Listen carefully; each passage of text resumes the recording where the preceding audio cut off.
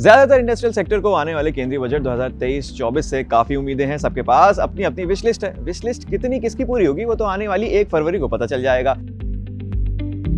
अब आते हैं एजुकेशन सेक्टर पर। कोविड-19 के दौरान स्कूल बंद होने से सभी एजुकेशनल इंस्टीट्यूट्स पर असर पड़ा था। वक्त के साथ कुछ बड़े बदलाव हुए हैं, लेकिन एक्सपर्ट्स का कहना है कि भारत में शिक्षा और रोजगार के बीच कुछ दूरियां हैं। इन दूरियों को कम करने के लिए एक बदलाव नामक ब्रिज बनाने की जरूरत है। पहली और सबसे जरूरी मांग बजटरी एलोकेशन है। एजुकेशन सेक्टर मांग कर रहा है कि भारत की जीडीपी का कम से कम 6% शिक्षा पर खर्चा किया जाए, जो कि पिछले वित्तीय वर्ष 3% था। केंद्रीय बजट में टीचर प्रोग्राम इंप्रूव करने की मांग। सेक्टर को उम्मीद है कि बजट शिक्षा को जरूरतमंदों तक पहुंचाने और निष्ठा, समग्र शिक्षा, स्वयं आदि जैसे टीचर ट्रेनिंग प्रोग्राम को और भी इंप्रूव करने पर जोर देगा। एक और मांग एडटेक प्लेटफॉर्म्स पर जीएसटी कम करने की है। अब जब एडटेक प्लेटफॉर्म को शिक्षा के भविष्य के रूप में देखा जा रहा है तो 18% जीएसटी इंडस्ट्री पर भारी बोझ डालता है। आने वाले केंद्रीय बजट में डिजिटल लर्निंग को किफायती बनाने के लिए जीएसटी को कम करने पर ध्यान देना चाहिए। देश में बीते कुछ साल में बायजूस, फिजिक्स वाला, अनअकैडमी, अपग्रेड जैसी कई कंपनियां शुरू हुई हैं।